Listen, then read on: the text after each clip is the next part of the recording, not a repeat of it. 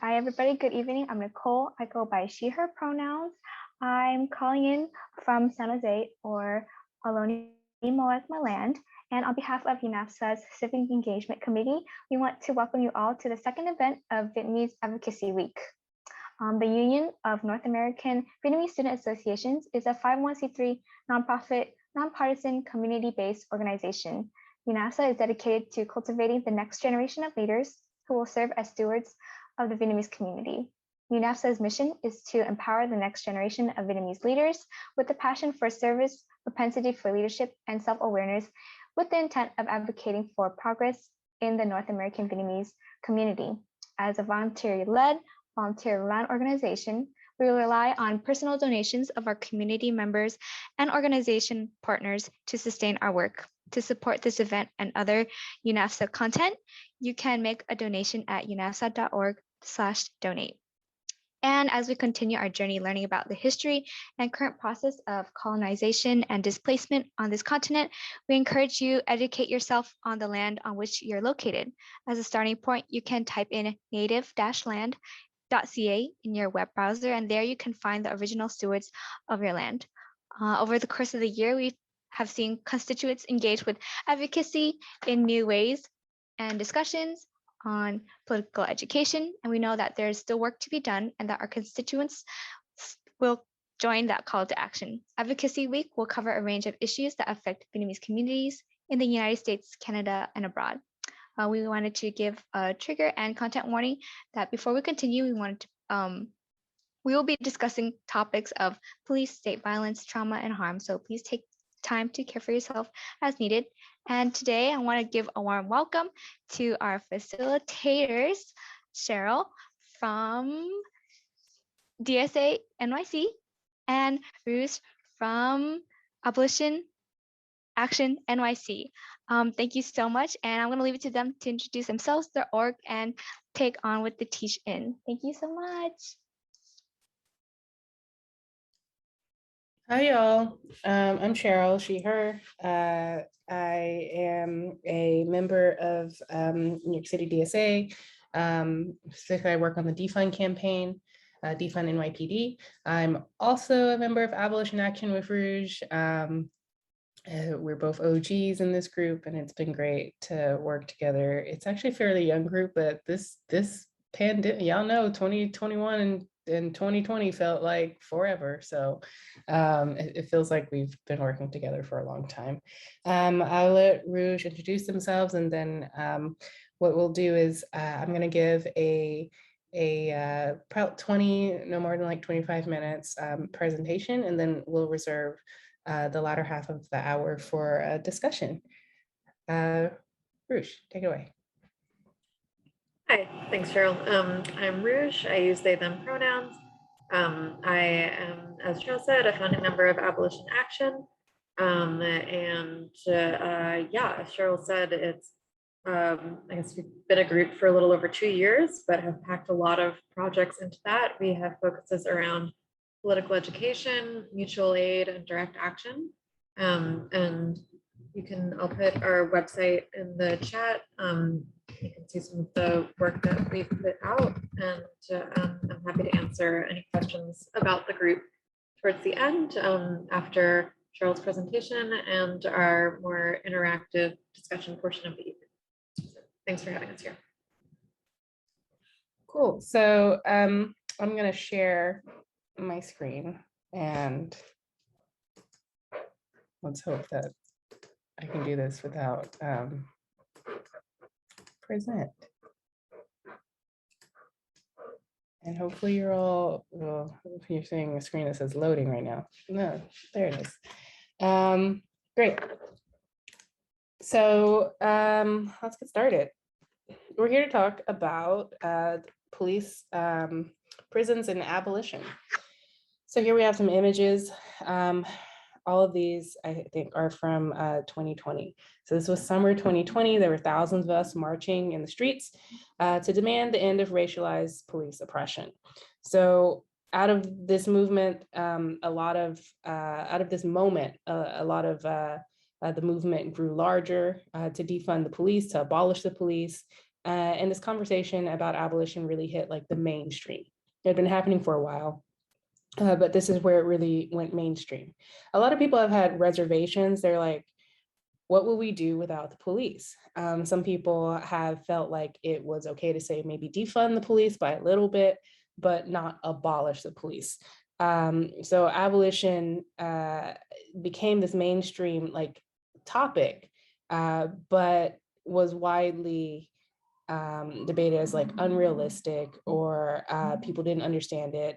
People were much more comfortable with defund the police. You see, defund the police became a big slogan, in part because this was like a policy push that many abolitionists were also behind, but also for some people because they did not understand what abolish the police might mean. So today we're gonna ask, like, what do police do? What are they for? What are the police and prisons for? So what do police do?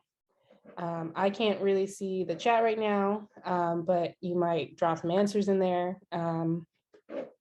What do they do?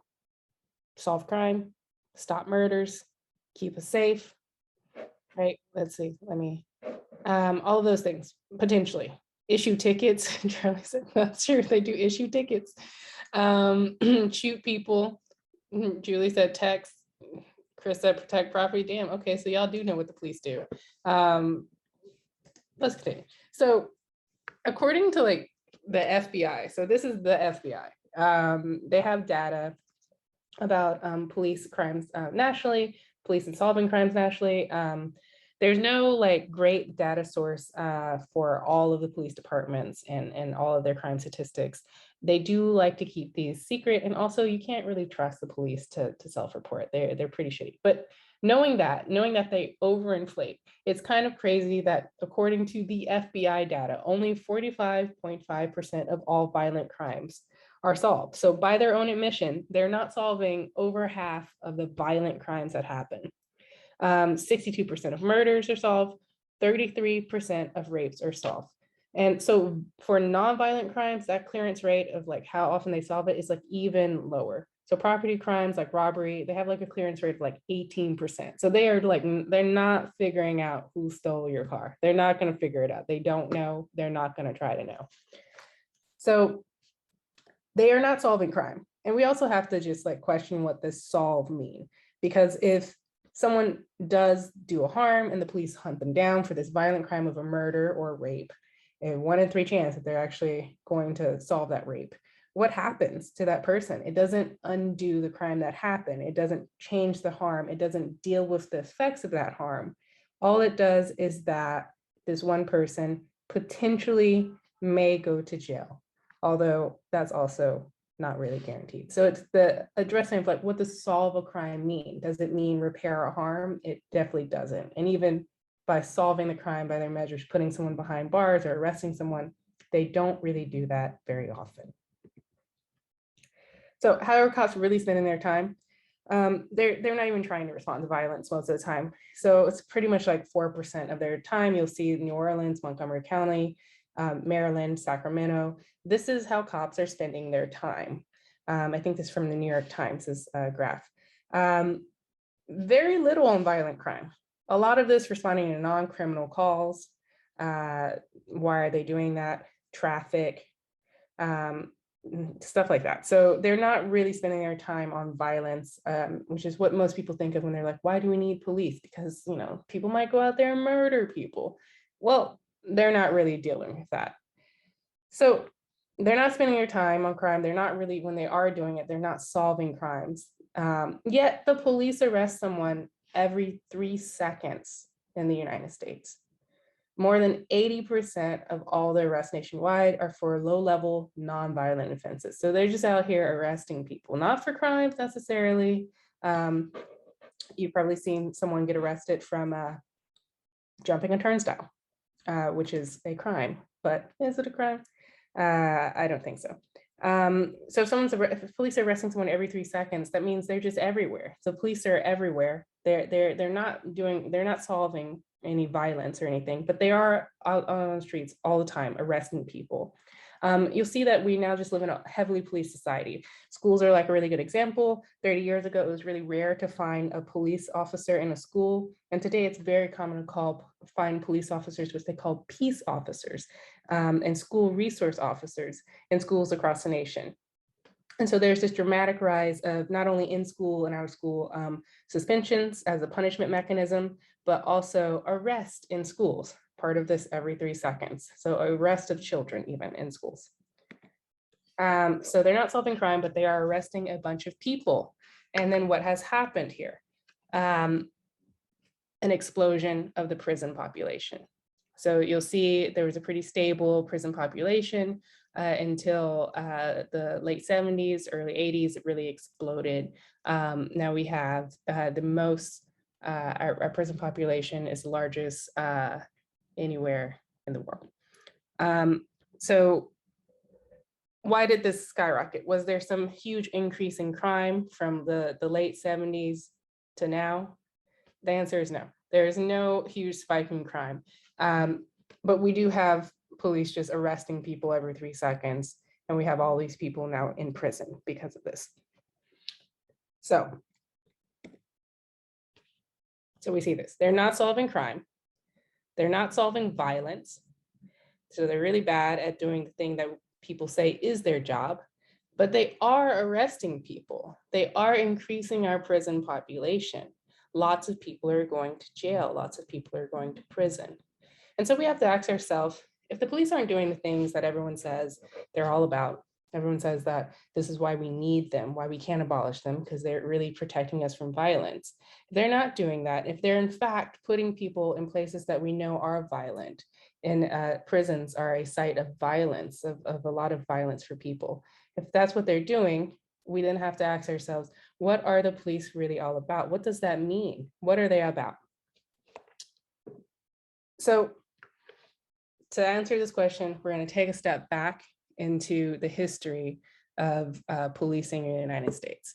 We're not going to take a step back into the history of prisons, but it is similarly messed up. So development of policing in the United States, this is a graph that was adapted from Project South, which is a great org. So this timeline sort of shows early on, there was no police in the early development of, in the early days of the United States. Prisons and policing are both pretty new concepts. In 1636, Boston established a night watch, and this was not the same as like a police. The night watch was much more informal. They were patrolling and very explicitly were usually about property. So rich people were typically investing in like having a night watch, having their own little private night watches. And the city of Boston finally establishes their own night watch to look out for people who might be thieving. So from the very beginning, policing is sort of about property, protecting property for the wealthy. Another huge development in policing in the United States is that slave patrols were established. So slave patrols happened before any sort of municipal police force happened. And these slave patrols provided the sort of basis of what policing would look like in the South. And a lot of models that then got exported also to the North. So in the North, we're seeing like primarily a lot of property management. And as they get to have more immigrants in the 1800s, you start developing these police forces that are really about managing, not only like making sure that the rich's property is protected, but also managing immigrant populations, these increasing immigrant populations. Because not all immigrants at this time are white or created equal. You got to manage the Irish, got to manage the Polish, etc. So let's go back.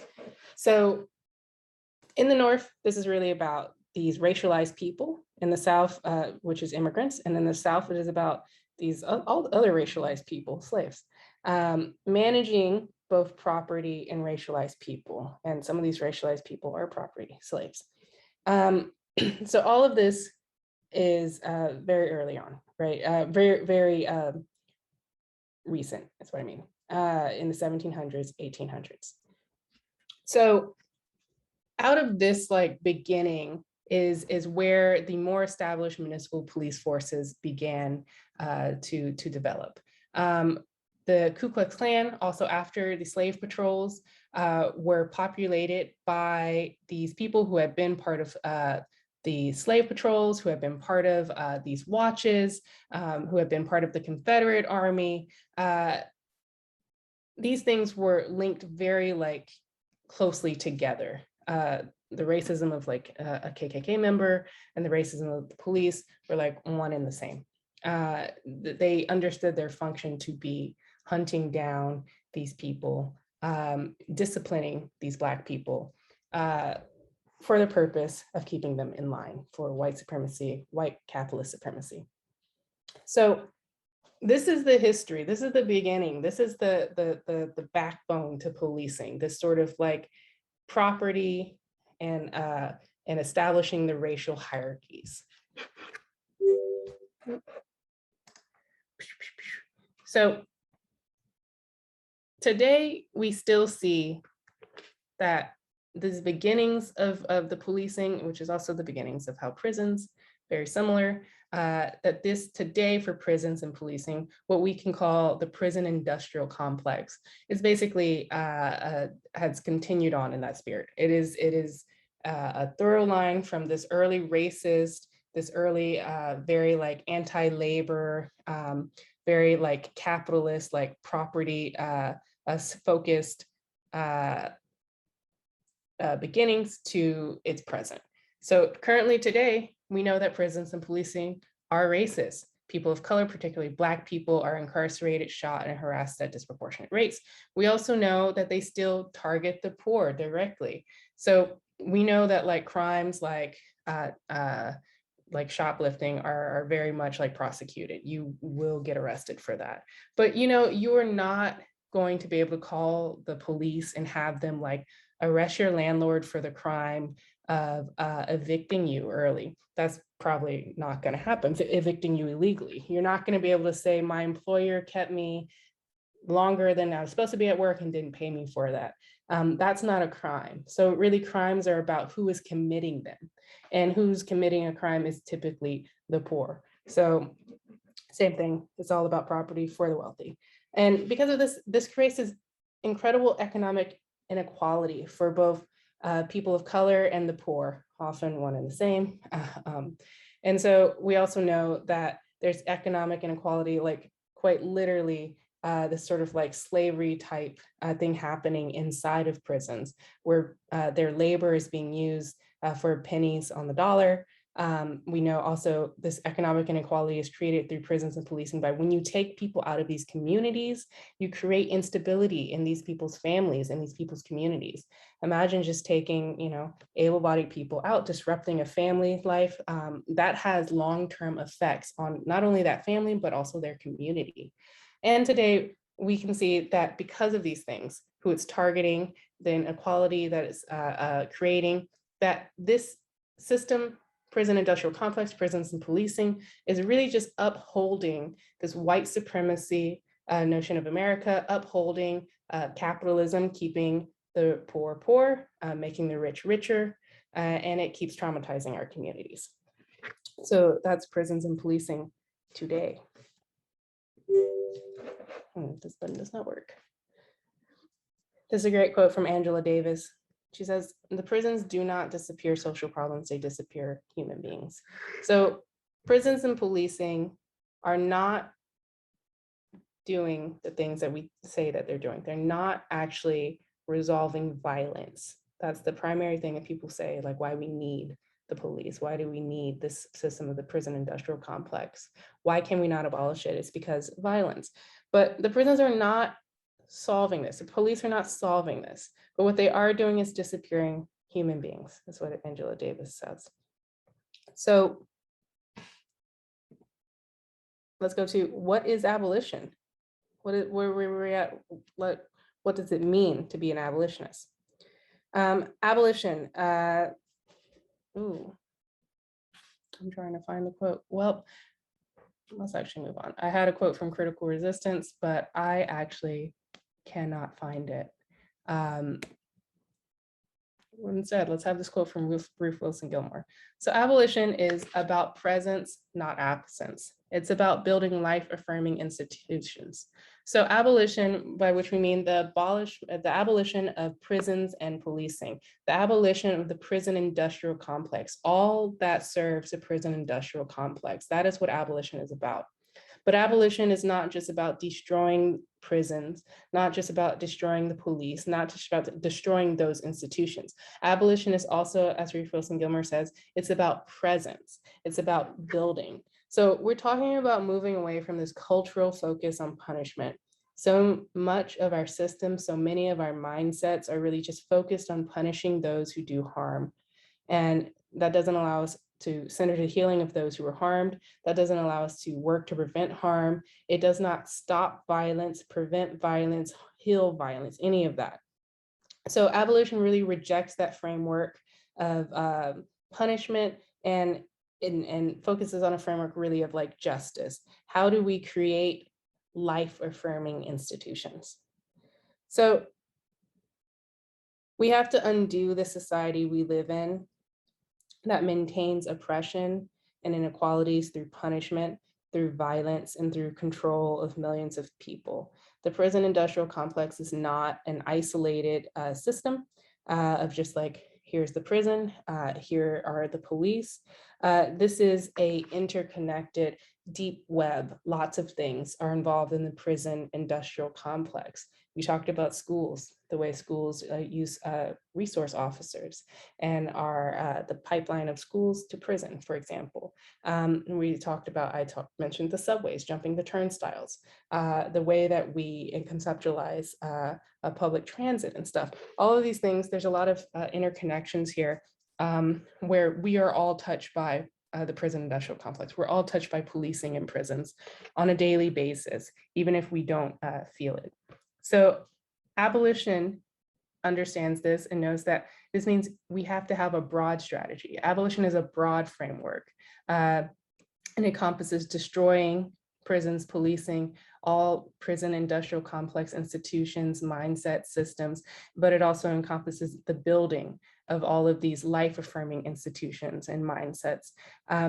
Abolitionist vision means that we have to build models today that represent how we want to live in the future. It means developing practical strategies for taking small steps that move us towards making our dreams real, and that lead us to believe that these things could really be different. We do not have to live in this paradigm that we live right now.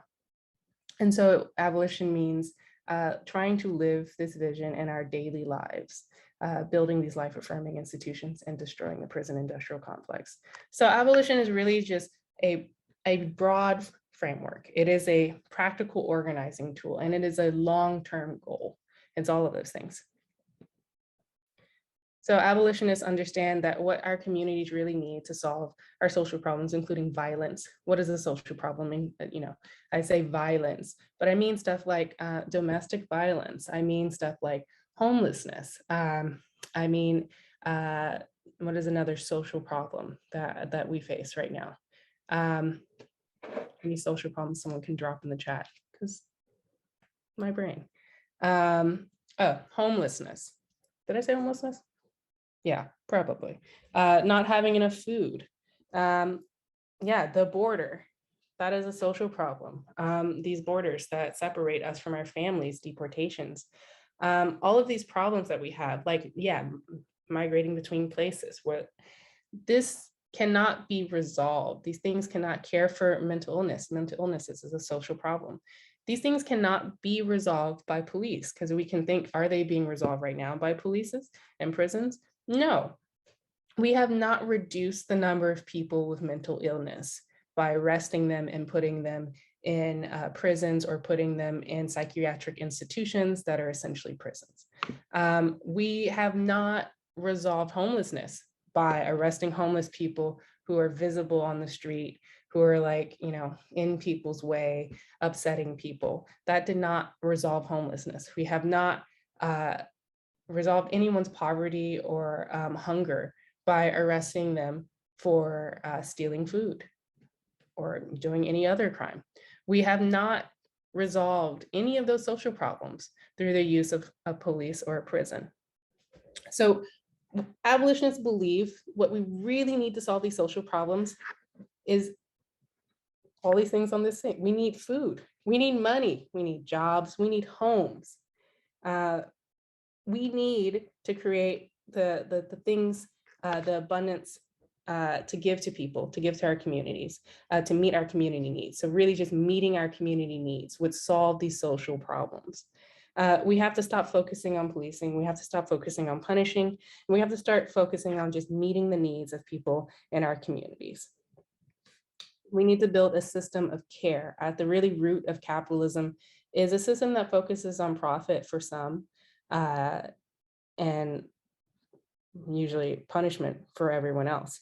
And so we need to build a system in which care is for everyone, in which all of our needs are met and no one is disposable, because no one is disposable. So what does building real safety look like outside of the police? If we abolish the police, what will we do instead? We should build tenants units. We might have community pantries. We might do immigrant justice work to destroy the border. We might have healthcare, universal healthcare. So we should fight for healthcare. Childcare collectives, because everyone's child needs to be cared for, and this is a collective need for society. You might do Narcan training, because we need to respond to people's addictions and those things that often put people on the street, put people in the hospital, put people in the way of police. So all of these things, these are just things that people work on today as abolitionists do. You'll find abolitionists in all of these sort of buckets of work, because abolitionists understand that to abolish the police, to get away from policing and prisons and punishment as this sort of the center of our society, which right now it really, really is. We need to be building alternatives. We need to be building the new world. We need to be making this vision. So real safety for us is not the police, it is the community. It is meeting each other's needs together. And so I'm going to end this presentation here. We're at 8:35. I want to make sure we have enough time for discussion. With two questions just to noodle on, like, what can we build to have a world without prisons and policing? I listed a few things. There are so many things that we can and should build together. And what institutions, practices, and mindsets must we destroy? You really got to identify the police within you, but you also should think beyond just my own mindset. What are practices that I see happening in the social spaces that I'm in the institutions that I work in or participate in, I go to school in? What are those things that will need to be destroyed, will need to be changed? So just something to keep in mind as you think about how prisons, policing, all of these things touch so many areas of our life. And we'll end our presentation there. And if you have any questions and stuff, I think we may have some time before, or maybe we'll go into discussion. I don't know, Rousz, how you want to do it, but feel free to drop. I'm happy to set aside a few minutes now if people have questions about the presentation while they're fresh. Cool. And if you don't, that's okay. If it comes to you and you want to write it in the chat later, we can answer them in the chat later. Pong said, why should we destroy the border? Yeah, the PIC is international. We are, the peoples of this world, the oppressed peoples of the world are connected. I mean, all peoples are connected. The border is an artificial, colonial institution. It is fake. These borders should not exist. The freedom of movement that people deserve to have, all people deserve that. But also the things that have prompted these border migrations are directly related to exploitation necessary to keep capitalism going.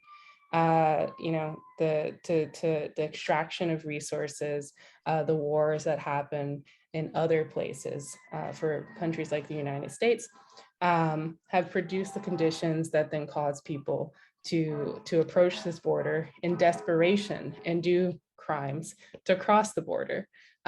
So we are, I say we, because I mean the American imperial state, is punishing people for attempting to escape the effects of the colonialism, the exploitation that we have brought to their doorstep.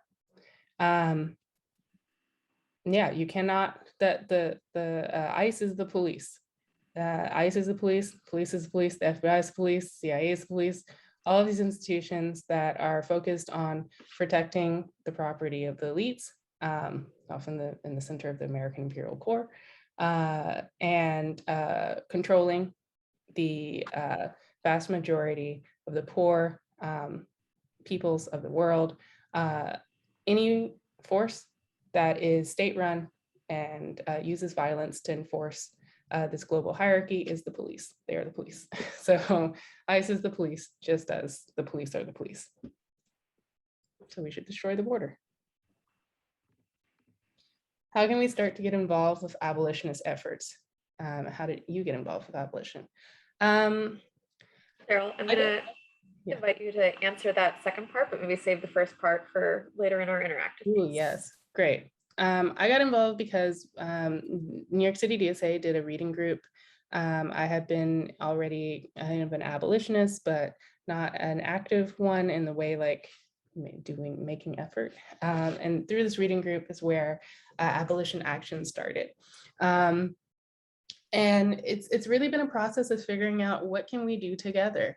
We call it abolition action because we said, well, we read this stuff together, we've learned a lot together, and what we really want to do is start action. So we brainstormed, we did mutual aid, we looked at what other people are doing. Other people are already doing stuff. So we were like, let's do a mutual aid fund, let's do some letter writing. Let's host some more reading groups. And from there, things, we found new pathways, new doors opened up. I think the goals are for your framework for abolition can be applied to any organizing you already do or any group you're already involved in. In what ways is this group bound up in the prison industrial complex? In what ways can you divest from it?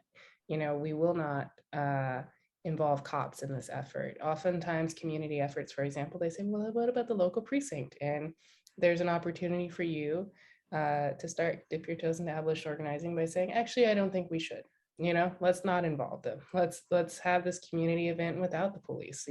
What does it look like to just say, no, we will not, have these police here at this event. Very common for any like fair festival, to have police. What if you don't? What if you instead organize a community guide, sort of like group or whatever to play the role that police would normally play. So at every step that you say, how do I divest from like the police? And when you look at the things that you are organizing around, how does it not give any more money to the police? How does it also not invest in the mindset that we need police and prisons in this society? So at every chance that you have, whether it be in your work, whether it be in a community group, what can I do to shift the focus away from this carceral mindset and say, let's do something else, to literally divest and to take money out of their pockets is one way. And then I think another more disruptive way, if you're ready for getting into disruption, is how do you disrupt their function? And I can tell you what exactly do, but disrupt if they cannot do their jobs, if they cannot do their jobs effectively. How do you make it so that they cannot continue to do the things like drive their cars to arrest people, stuff like that. So those are all things, you can treat abolition as a framework through which you see all of your other organizing and interactions. Designated de-escalators. All of those things are in the realm of abolition. And also I think something important is people who are incarcerated, people who are, have been incarcerated are tracked into this different area of society. Also homeless people it's important for us to make community ties with people who are currently positioned as outside of our community, for people who have never been incarcerated, for people who are housed and stuff like this. Letter writing, something a lot of abolitionist groups do.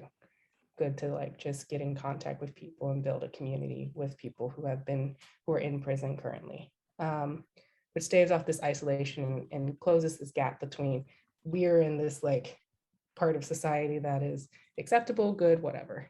They're over in disposable people land. All right, here we go. And if anybody wants to follow Action Abolition or NYC-DSA, we have their info here. We'll also be posting it on our Discord or sending it out to participants who registered.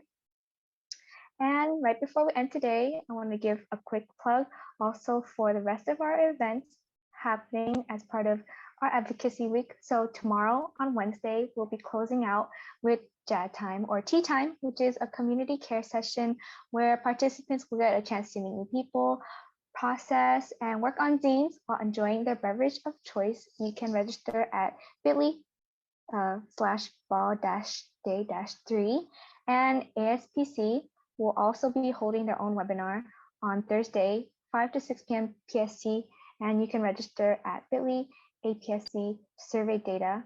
And again, thank you so much, everybody, for coming through today. Wishing those who celebrate Mid-Autumn Festival a happy Mid-Autumn Festival. And thank you again, everybody. I hope you have a good night. Thank you.